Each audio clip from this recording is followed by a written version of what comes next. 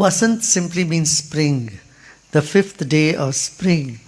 On the brighter side of this month is celebrated as Vasant Panchami everywhere, where children start their education.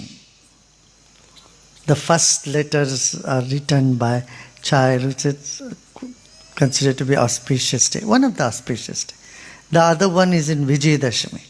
So this is one festival where people celebrate wisdom.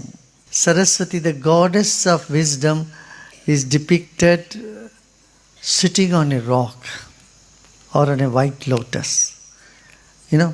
Knowledge is always rock solid.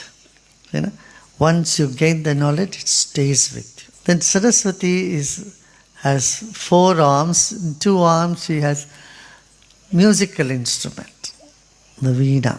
One hand she has a book, and the third she has a rosary. This is to depict the 3 aspects of education. Is very important. Any one of them is missing, it's not a full education. Spiritual knowledge and material knowledge. That is from the book.